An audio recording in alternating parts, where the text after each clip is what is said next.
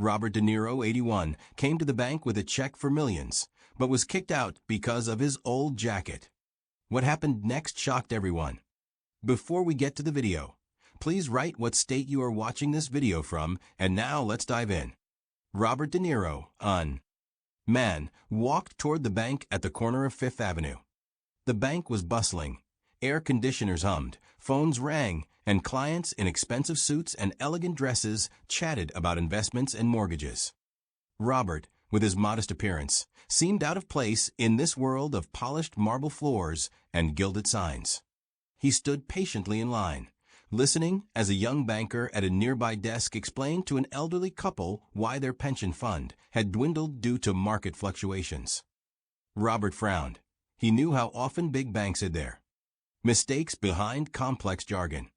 When his turn came, he approached the counter, where a young employee with perfectly styled hair and a forced smile sat. Her name tag read Emily. "Good afternoon, I'd like to withdraw funds from this check," Robert said, handing over the envelope.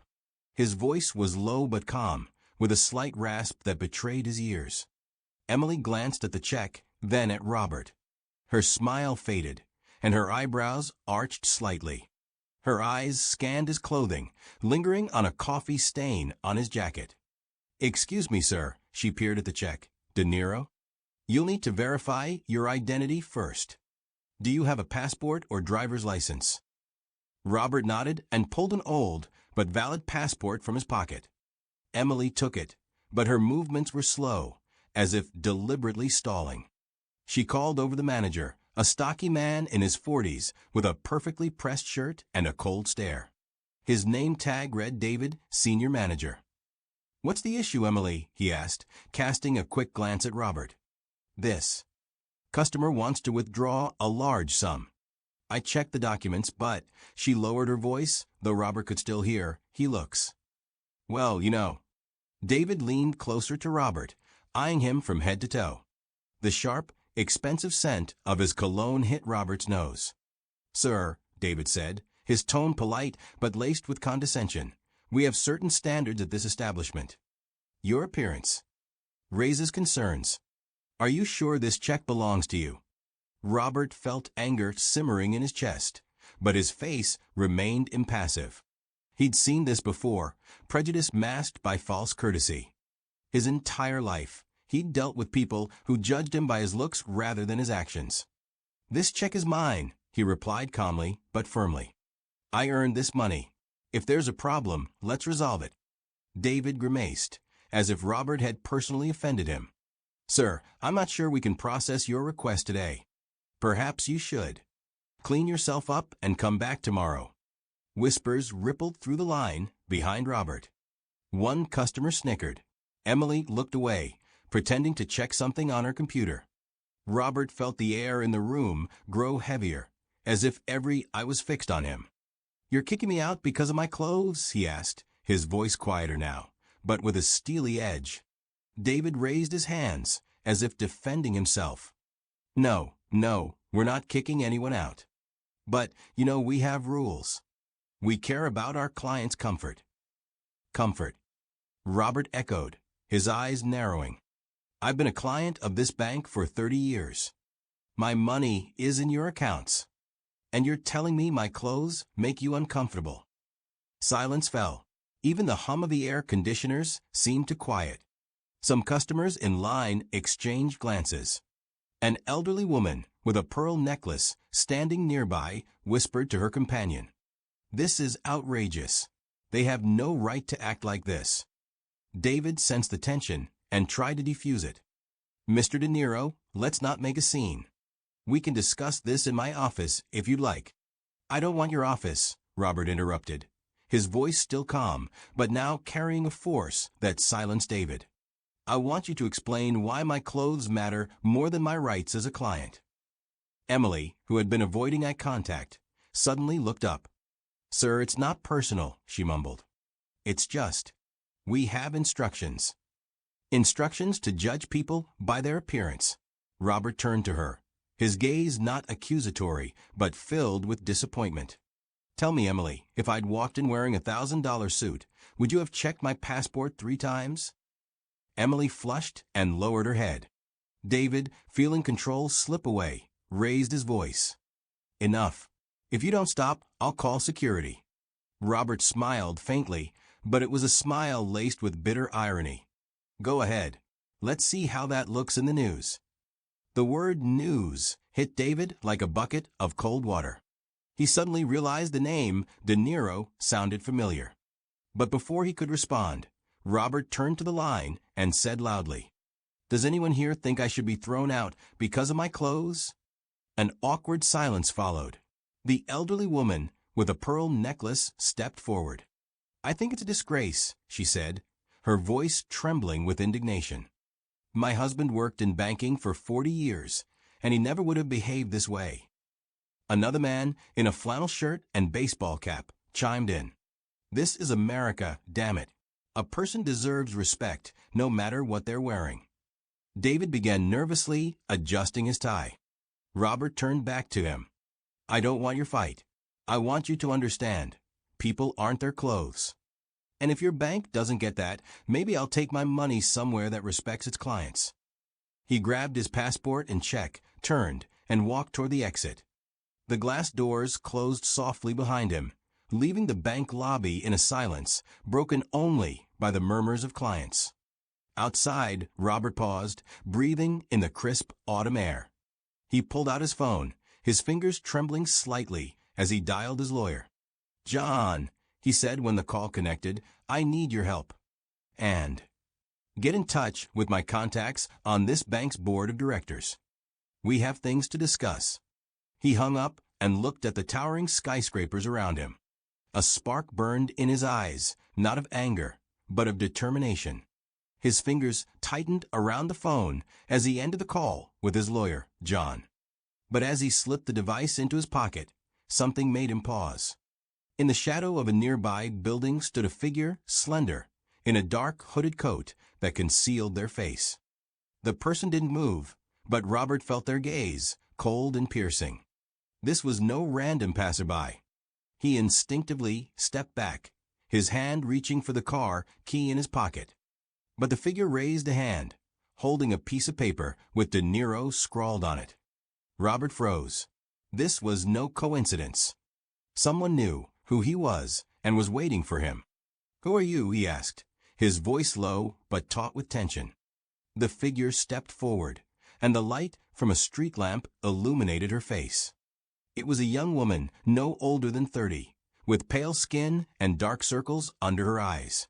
Her hands trembled as she held out the paper. "I'm Emily, from a bank," she whispered, glancing around as if afraid of being overheard. "I saw what happened, and I know why they kicked you out. It's not just David or his prejudices. It's much bigger." Robert frowned, his heart beating faster. He'd expected an apology or perhaps a complaint about poor management, but there was something else in Emily's voice, fear mixed with resolve. "What do you mean?" he asked, lowering his voice. She swallowed, her eyes darting along the street. "I can't talk here, but I have proof. Documents. They order us to screen clients, to not serve those who don't fit. It comes from the top, from Klein. And if I speak out, they'll destroy me." A chill ran down Robert's spine. This wasn't just an incident with a rude manager. It was a system planned and documented. The anger that had smoldered since his humiliation in the bank flared anew, but he forced himself to stay calm. "Emily," he said, his voice firm but gentle, "if you have proof, I'll protect you. But I need to know everything." She nodded, her eyes brimming with tears. "Meet me tomorrow. Maple Cafe on 7th Street, 8 a.m. And be careful. They know who you are."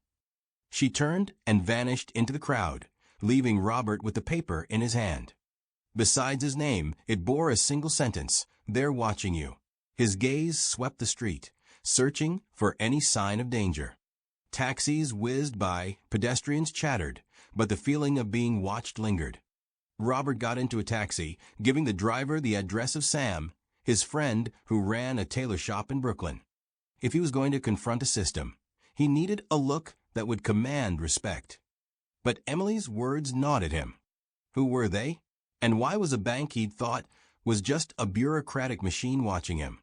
Sam's shop smelled of old wool and wood polish. Sam, a short man with a thick gray beard, looked up from his sewing machine and grinned. "Bobby, what's this visit? Want to look like a mob boss from one of your old flicks again?" Robert forced a smile, but his mind was elsewhere. "I need a tuxedo. I'm going to a gala tonight. And, Sam, make me look like someone they can't ignore." Sam nodded, sensing the gravity in his friend's voice, and led him to the fabric racks. As he took measurements, Robert briefly recounted the bank incident, omitting details about Emily. Sam frowned. "You know, Bob, I've seen this before. Back in the 70s, they wouldn't let my brother into a bank because of his long hair. Said he looked like a hippie. But surveillance? That's next level." "That's why I'm not backing down," Robert replied, his eyes flashing. "This isn't just about me. It's about everyone they humiliate." That evening, the banquet hall of the Plaza Hotel sparkled with crystal chandeliers reflecting light off gilded walls. The room buzzed with the chatter of the elite. Bankers, politicians, and philanthropists sipped champagne, the scent of truffle oil from canapes mingling with notes of expensive perfume.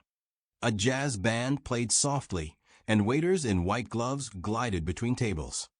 Robert entered in a tuxedo tailored by Sam with such precision it accentuated every line of his frame. His gray hair was neatly combed, his stride radiating a confidence money couldn't buy. No one would have recognized the shabby client from a bank. But his eyes burned not with anger, but with a resolve that made people either respect him or look away.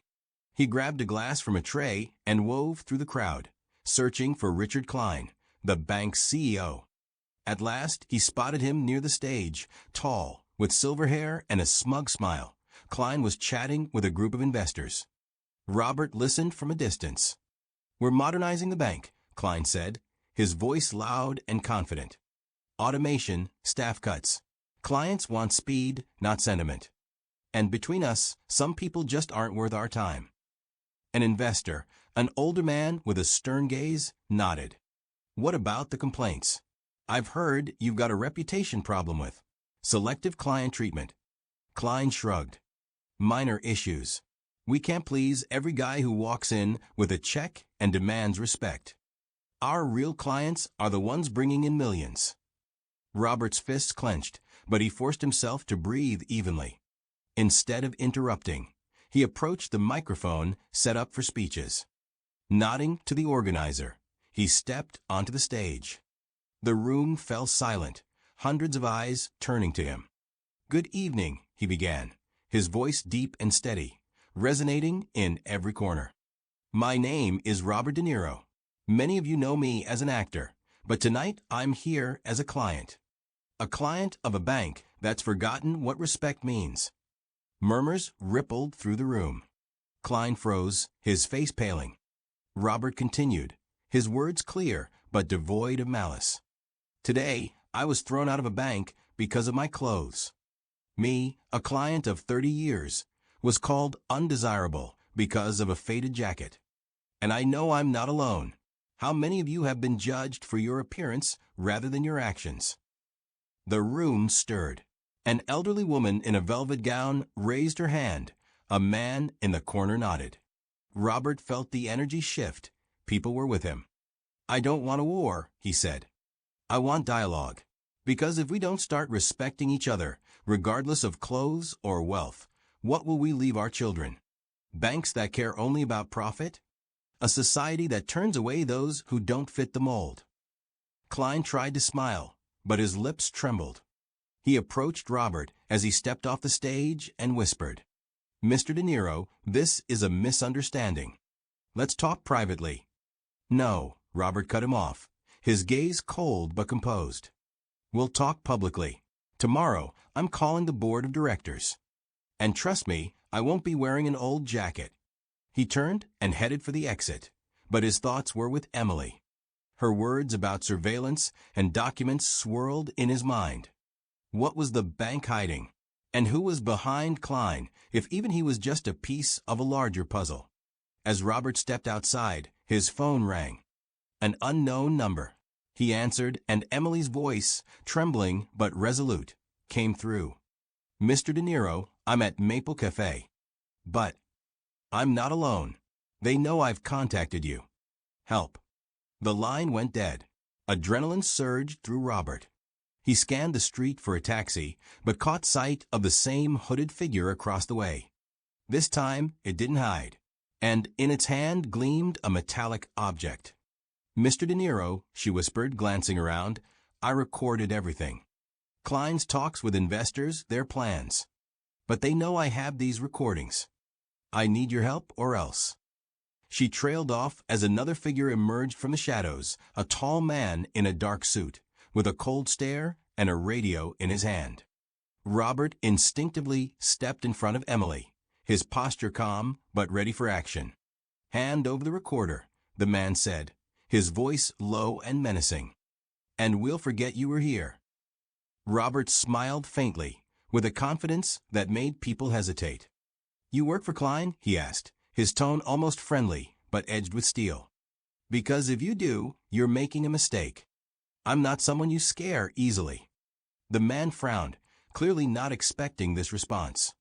Emily clutched the recorder tighter, her breathing ragged. I don't want trouble, she said, her voice shaking. But I won't let them keep humiliating people. I've seen how they throw out clients, how they pressure us workers to stay silent. Robert turned to her, his gaze warm but firm. Emily, you've taken the first step. Now, trust me. He faced the man in the suit again. Listen, I don't know how much they're paying you, but here's a deal. Walk away, and I won't call my lawyer, who's already waiting for my signal. Or we can do this the hard way. The man hesitated, his hand tightening on the radio, but something in Robert's gaze, calm, unshakable confidence, made him back off. He muttered something unintelligible and melted into the darkness. Emily exhaled, her shoulders slumping. Thank you, she whispered, but they won't stop. Then we'll stay ahead of them, Robert replied, pulling out his phone.